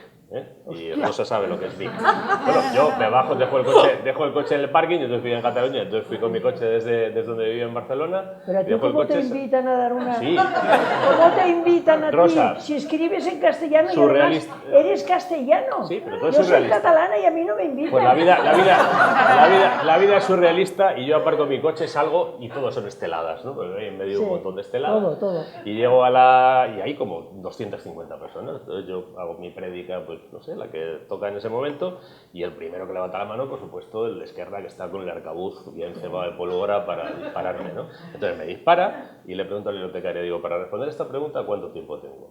Empieza a plantear una serie de cosas, de esas absurdas que se dicen desde la ignorancia absoluta de la historia de España, de la historia de Cataluña, y oye, yo eso me lo he currado, no es por nada. Claro. Entonces, claro, encima me pincha un punto y, oye, pues ya cuando me pongo a decirle y él va poniendo cara de que nunca ha leído nada que tenga nada que ver con la información que realmente necesitaba para hacer su afirmación, le digo, y si quiere, le recomiendo los libros. Le diste una bibliografía. Y nadie te salta y nadie te dice nada. Es decir, el silencio estaba esperando ser roto. Y ves gente que está cuchicheando así como diciendo, pues mira, pues alguien lo dice, ¿no? O sea, que no pasa nada. Creo que por eso protestar es muy valioso. Pero para mí la otra base, tanto la igualdad como la censura, está en la educación.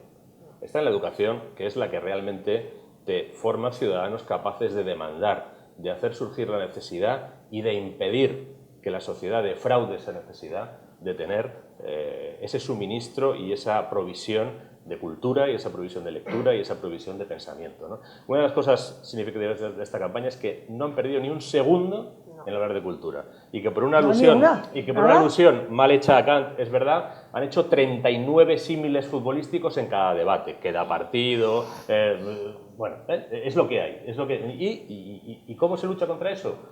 Porque la gente dice, no, es que el fútbol es lo único que le interesa a la gente, no, es que el fútbol, llevamos 30 años machacando a la población, y además no es por nada, pero cuando tenía 24 años trabajaba en un edificio que luego se quemó, que se llamaba la Torre Windsor, y ahí había una empresa de la que hoy a lo mejor nadie se acuerda, que se llamaba Dorna, y yo entonces trabajaba en auditoría y me encontré, por aquellas cosas, ¿no?, con que me contaron una historia muy curiosa. El fútbol en aquella época estaba de capa caída, absolutamente. La gente no iba a los campos, las quinielas estaban medio quebradas. ¿Estás hablando? Te hablo de los años 90. No. ¿Sí?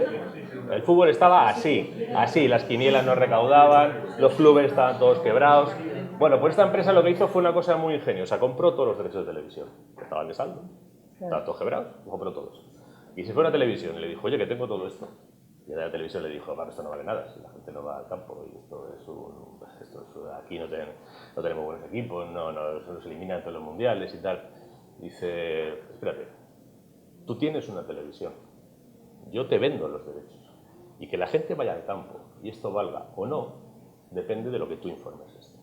Y ese es el momento en el que de tener 5 minutos pasamos a tener media hora de fútbol en el telediario.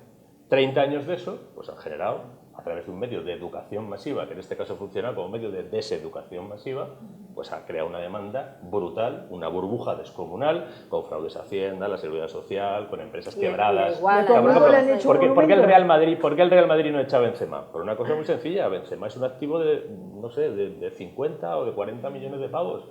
Si lo echan, tienen pérdidas este año, unas pérdidas brutales, tienen que amortizar, es como si una empresa, Volkswagen tiene una fábrica y le cae un rayo y se lo quema. ¿Quién es Benzema? Benzema es un jugador que está imputado por un delito y que es probable que acabe la cárcel. Y que lo han echado de la selección española, la gente dice, ¿por qué no lo echan del Real Madrid? Eso es no entenderlo, es que es un activo. Es como si el Corte Inglés le dice, ¿por qué el Corte Inglés no le pone dinamita a su centro de la Castellana y lo vuela? Pues porque no puede, porque ese año tendría unas pérdidas horrorosas, ¿no?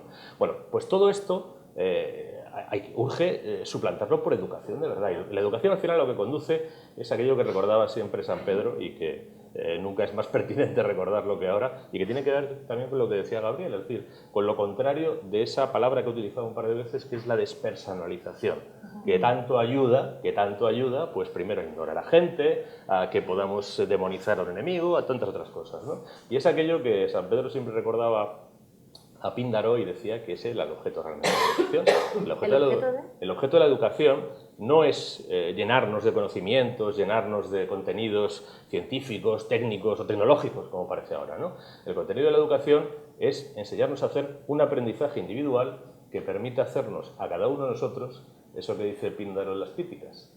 Hazte el que eres como aprendido tienes. La educación es que cada una de las personas aprenda a ser el que es. Claro. Y eso se hace no a través de esos medios de embrutecimiento masivo y de desaducación masiva, sino a través de herramientas de educación que permitan llevar caminos personales y que proporcionen herramientas para esos caminos personales. Por ejemplo, que alguien, en lugar de quedarse con el sota caballo rey que te dan los 3 medios de comunicación, pues pueda conectarse a Internet, que está ahí, y pueda llegar a ese archivo tan arcano del New York Times en inglés y entenderlo, que habla de lo que realmente está bombardeando Holanda en Raqqa, ¿no? Que esa oportunidad la tenga todo el mundo, o la tenga todo el mundo en la mayor medida posible. Bueno, y estamos en una sociedad desarrollada que podría hacer que esa oportunidad la tuvieran muchas personas. ¿Tú ves en esto una oportunidad entonces? Hombre, claro que sí, si hubiera decencia, porque los recursos los tenemos.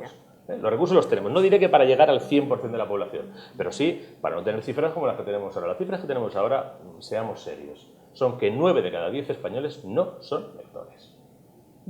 No son lectores, porque para mí el 50 no lee un libro nunca. Y el 40%, hasta llegar al 10 ese, que son los únicos lectores, dicen que leen 2 libros al año. Un señor que lee 2 libros al año no es un lector, es un señor que de vez en cuando, a lo largo del año, colisiona con un libro y lo abre. Pero no es un lector. Pero además hay cierto orgullo en algunas personas en el no leer, ¿no? Y entre los chavales, yo me pateo muchos centros de enseñanza y hay chavales que tienen que confesar con vergüenza que son lectores. Con vergüenza. A eso hemos llegado. Bueno, pero también pasa también hay otra manera. Yo me acuerdo cuando mis nietos eran pequeños que teníamos una hora de lectura y había 2 o 3 que no les gustaba. ¿Dónde tenéis la hora de lectura? No, fuera, una hora de lectura antes de cenar. Y entonces, vale. En familia, bueno, esto es una educación. Y entonces yo le decía, no, vosotros los que no queréis leer, fuera. Y cuando se acercaban, y decía, a ver qué pasaba, no, fuera, iros, vamos a una habitación que no nos oigan. Y los llegamos a marginar hasta que pidieron, por favor, si podían entrar. Bueno. Tenemos ya varias recetas contra la censura, ¿no? La ser visible, ¿no? Sí. Hablabas tú de protestar en todos los sitios donde... Hablar de las cosas, hablar y denunciar, hablar y denunciar y protestar. Yo creo que hace falta, ¿no? Sobre todo yo lo he visto, siempre lo he practicado, pero lo he visto últimamente. Últimamente he visto tanto silencio, yo creo que hay más silencio ahora en Cataluña del que había en los años 40, que ya es decir. Claro, es que eso es muy sorprendente. La educación que decía Lorenzo, y no sé si tú sacas alguna reflexión. Bueno, el pensamiento crítico, no solo educación, sino el pensamiento crítico y el atreverse a pensar más allá de lo políticamente correcto, ¿no? Porque muchas veces lo políticamente correcto también es una... Sí, es una censura. El humor, si escuchamos ahora chistes a lo mejor de hace 50 años, ¿no? Muchos de ahora mismo esos chistes seguro que serían censurados porque son políticamente, no son correctos y... Hombre, yo me acuerdo que una de las cosas que tenía la censura buena, si se me puede, pues me aceptáis la contradicción, es que abusaba la inteligencia y la imaginación de la gente. Y había una revista que se llamaba, ¿cómo se llamaba? A Codorniz, que era divertidísima porque todos los chistes que habían, si sabías leerlos, era una crítica. Bueno, de repente ya se pasaban y entonces los cerraban la revista. Por ejemplo, aquel que decía, fresco general procedente de Galicia, gobierna en toda España. 2 semanas fuera, ¿no? Pero muchísimas otras cosas que no se les escapaban, porque se nos escapaban a la mayoría. Pero también nosotros desarrollamos una fantasía y una inteligencia para poder descubrir qué es lo que habían inventado, ¿no? Era una especie de juego, ¿no? Casi. Sí, bueno, porque no había más remedio, porque se la cargaban. Pues nada. Y la autocrítica que hacían los escritores en aquella época también consistía, sobre todo, por ejemplo, yo hice una colección política y tenían que hablar, por ejemplo, las Fuerzas Armadas, tenían que hablar de la protesta que había en las Fuerzas Armadas. Claro, hacían una... Y cuando ya no podían más, claro, censurado y fuera, y se lo cargaban, y entonces pasaba una cosa muy divertida. Había una edición que tú la ponías en venta, pero a los 2 días te llegaba el retiro de esta edición. Entonces retirabas la edición, entonces tú pactabas con el policía o el guardia civil de turno y pactabas y decías, bueno, es una edición de 3.000, llévese 1.500. Y se llevaba 1.500. Y entonces tú lo ponías en unos sótanos que había en la calle Aribao, donde venían todos los libros prohibidos, venían de Latinoamérica y se vendían ahí los libros. O sea que era un lío de trampas y contratrampas y de pagar a los unos de una manera y de otra. Era impresionante, impresionante. Yo creo que es la base de la profunda corrupción que hay ahora en el país. Ah, sí. Sí, hombre, estoy convencida. Bueno, no pasaba en esto, pasaba en todo, ¿eh? Todo. Pero toda la corrupción que hay en el país es que no se ha limpiado. Pero viene de muy atrás, ¿eh? Claro. Viene de más atrás todavía. ¿De dónde viene, Lorenzo? Viene del viejo caciquismo decimonónico, es decir, España... Sí, pero fíjate que la República se cargó muchas... pero bastante sí se cargó. Sí, pero no Hombre, pudo. 5 años, no, pero, claro. pero no pudo estirpar la red. España era un país feudal hasta prácticamente la invasión napoleónica.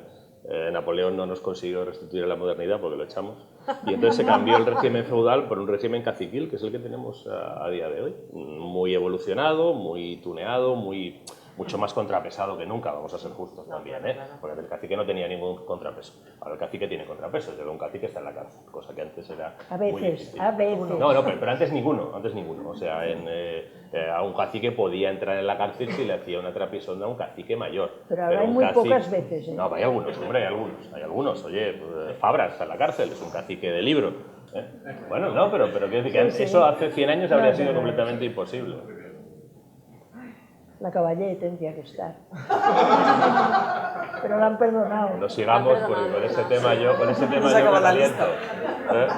Los que no tenemos sociedad y nos vamos a Andorra y demás, con ese tema nos calentamos. Pues muchas gracias a todos. No sé si los que habéis escuchado, gracias por este ratito que hemos compartido y que os sugiere o tenéis alguna cuestión que queréis plantear.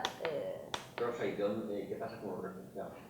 ¿Con qué? Los refugiados, ¿dónde están? Tampoco hemos hablado de esto, tampoco se ha hablado, es uno de los temas que la cultura, los refugiados, el TTIP, el medio ambiente, todo esto no se ha hablado. Un dato, los diputados que tienen que estudiarlo no pueden entrar con sistemas de grabación. No. O sea, un tema que va a tener una repercusión europea, en el ámbito económico fundamental, en el político también. ¿Cómo es posible que afecte a los ciudadanos europeos y que no tenga debate público? Pero es que a los propios diputados se les restringe la capacidad de estudio, o sea, no pueden llevar ni tomar nota ni sacar un teléfono en una página. Pero ¿cómo entiendes que en toda Europa hay unas manifestaciones brutales contra el TTIP? Y lo que les dicen es también muy limitado. Pero les dicen, por ejemplo, con una cosa que les digan es suficiente. Las multinacionales, las grandes empresas, las grandes corporaciones podrán saltarse lo que decidan los parlamentos. Solo con eso es para ponerse a temblar, ¿no? A nosotros... Bueno, ya se lo están saltando. ¿Eh? No tanto. No, Rosa, pero no legalmente, no legalmente. De facto, a ver, aquí en España tenemos una ley de protección de datos, supuestamente, que además viene de una directiva. Aquí están operando un montón de empresas tecnológicas extranjeras que están manteniendo sus bases de datos en el extranjero, que están traficando con datos personales de españoles. Yo te digo una cosa, yo he trabajado para una empresa española que estaba sometida a esa ley, de verdad, y por errores nimios, por chorradas, por haber metido la pata, pero bueno, una infracción, se comía una multa. Cosas como esa, multiplicadas por 100 millones, las está haciendo Google o Facebook todos los días. Claro, todos sí, los días. Lo sé. Todos los días. Bueno, tampoco hemos hablado de esto en las La elecciones. jurisdicción fiscal. Yo, el año que gané el Planeta, yo pagué más impuestos que Google. Yo los pago este año también.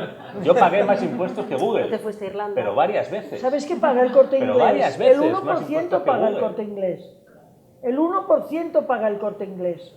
El 1%. Pues, ¿Tú pagas es decir, el 1%? que lo de las grandes corporaciones eludiendo la soberanía de los estados no es un futurible, eso es... Bueno, pero es que ya será la entronización, será la legalización total. Porque ahora se sabe, se dice, pero no es público. Entonces será público y encima estaremos orgullosos porque ya nos están diciendo que será una gran ventaja para todos nosotros. Bueno, pero quiero decir que de todas maneras también vale la pena protestar, ¿no? Sí, eso está claro. Oye, tendríamos que estar protestando por lo de Google. Da igual. Pues muchas Luego, hay gracias. otra cosa que queremos mencionar, a mí sí me gustaría mencionar por el sitio que estamos. Sí, Sí, es el momento de que no os quedéis con nada. No, lo digo en 45 dentro, segundos porque no quiero alargarlo. Dentro de un minuto ya será... Pero que una vez que tú educas a la gente Sí. te demanda la cultura, claro, naturalmente, ese es el problema que tienes, ¿no? Y a partir de ahí yo creo que tienes que afrontar cómo abasteces esa demanda. En este momento creo que no hay realmente un plan estratégico para abastecer esa demanda, porque la demanda es muy pequeña y realmente eso es algo que no importa. Incluso hay una serie de ideas que están por ahí que parece que vendrían a solventarlo. No hay como una idea de autorregulación de esto, ¿no? Yo creo que la mano invisible de Adam Smith ha impregnado tanto las mentes que creen que la cultura ya se proveerá ella sola, ¿no? Se ordena. Sí, y ahí entra, por ejemplo, la piratería y estas cosas, una manera de favorecer el acceso a la cultura, con una gente altruista que se mete, ¿no? A mí me gustaría reivindicar, ya que estamos aquí, que el acceso a la cultura para quienes no tienen recursos lo garantiza quien me lo garantizaba a mí cuando yo tenía 15 años y no tenía dinero para libros, la biblioteca pública. La biblioteca pública, Sí. con recursos, con políticas, con herramientas, biblioteca pública de papel, biblioteca pública digital, biblioteca pública que tenga en cuenta a las personas desfavorecidas, biblioteca pública que tenga en cuenta las situaciones sociales de desamparo, biblioteca pública que en lugar de tener que estar haciendo tú una excursión con una ONG y que tengan que ser ciudadanos los que estén asumiendo eso, asuma que hay gente que no va a la biblioteca y tenga también sus recursos públicos para que llegue la cultura a esos sitios, biblioteca pública en serio y de verdad, no lo que se ha hecho en los últimos 6 años, que ha sido quitarle dinero y hacerla vivir de las donaciones de libros, que es lo que está. Y trabajadores. Claro. Y trabajadores. Sí, pues el dinero ya es todo. Es tremendo. Bueno, pues qué maravilla acabar con esta con esta reflexión de Lorenzo, a no ser que alguien quiera apuntar algo más antes de dar por finalizada. ¿Qué quieres que haga? ¿Que proteste? Quiere que sigas utilizando el... No, pero sí me gustaría dar un ejemplo de una vez que protesté mucho. No, protesté no. Me uní a una protesta. Yo vivía en África entonces, en Nairobi. Y había en los hospitales, entraban los tíos de Nestlé y les regalaban a las mujeres, que son unas mujeres, no, miseria es poco, son miserias, mujeres que no sabían dónde ir a parir y cuando tenían algún problema las mandaban al hospital. Y les regalaban botes de leche. El primer bote se lo regalaban, el segundo bote se lo regalaban, el tercero, y cuando ya se habían destetado, entonces ya no les regalaban más, eso tenían que comprar. Entonces había un tipo, era la época de las grandes protestas de los británicos, aquella película del jardinero infiel, esta es de esa época, sí. Y había unos británicos que empezaron a hacer una protesta. Y esta protesta pasó a Londres.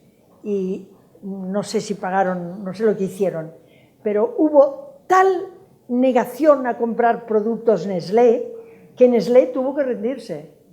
Ya no me acuerdo en qué condiciones, pero desde luego durante los años que yo estuve en Nairobi no se veía Nestlé por ninguna parte, no se veía de ninguna manera. Y en el Reino Unido todavía, ahora, es difícil que la gente que es un poco, digamos, comprometida, utilice Nestlé. Yo tengo una hermana que vivía en Inglaterra, nunca más. Le digo, hombre, ni siquiera el Nescafé, no.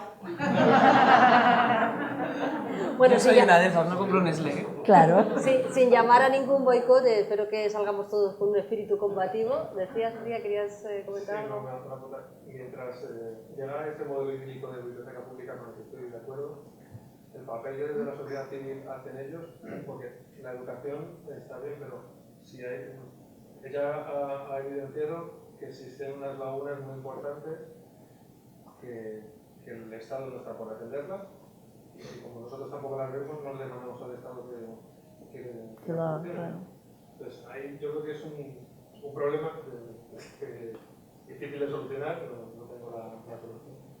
Eso sería un planteamiento que hago, que no sé si hay respuesta. Protestar. Además, yo no creo que todo lo deba llevar a cabo el Estado. O sea, yo creo que si hay algo que hemos ganado con la crisis, creo que de las pocas cosas que hemos ganado con la crisis, es cómo se ha movilizado la gente, cómo ha empatizado la gente con otros, cómo se ha autoorganizado, autogestionado, que eso no hay que perderlo. O sea, que es que si no, estamos siempre a expensas de lo que haga el Estado, de lo que hagan los profesionales. Todo se ha profesionalizado tanto que es que vas por el parque y ves una flor rota y dices, no la voy a tocar, no la voy a intentar, a ver si la reanimo porque esto le corresponde al jardinero, ¿no? Entonces, me parece que no solamente son los estados, no solamente es, o sea, que con esto no estoy negando lo que decís, que me parece importantísimo. Ni el papel de la sociedad. Me parece importantísimo el papel de la escuela, una escuela que haga pensar, pero los ciudadanos también tenemos una responsabilidad. Sí, pero yo no sé los libros tú, por ejemplo, cómo te los consigues, ¿no? Quiero decir, me parece que estaría bien que hubiera una acción pública que estuviera detrás de eso.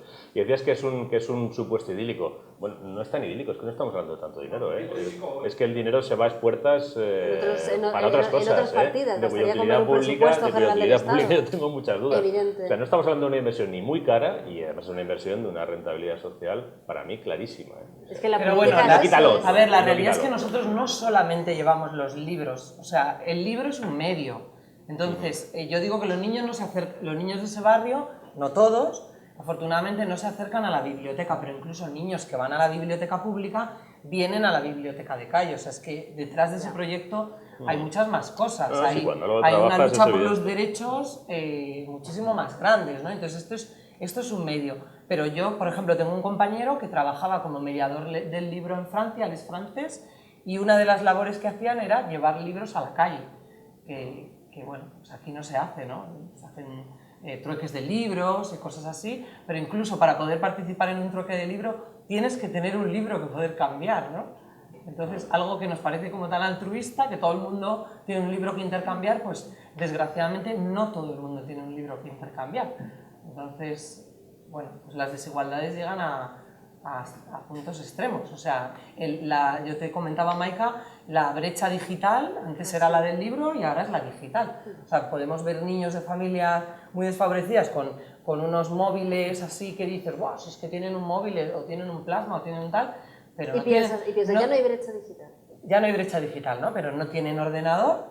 Cuando los niños llegan en la escuela y les piden hacer un trabajo al ordenador para mañana, no para dentro de 3 días, sino mañana tengo que llevar una lista, no sé, echar al ordenador, pues si no tienes impresora y tienes ordenador y tienes un padre y una madre que te ayuden un poco con eso. Pero fíjate, había cuando el tan maltratado tripartito, que fue un maltrato de la derecha nacionalista, porque si no lo hicieron desde luego no tan mal como lo han hecho ellos, seguro que no.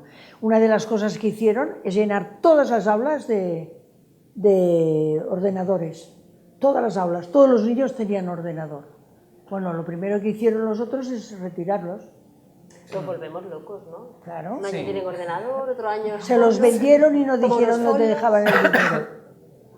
En fin, pues Gabriela, Lorenzo, Rosa, Susana, ha sido un placer estar este ratito y a todos los que nos habéis estado aquí escuchando, pues nada, un placer y gracias por estar ahí a todos.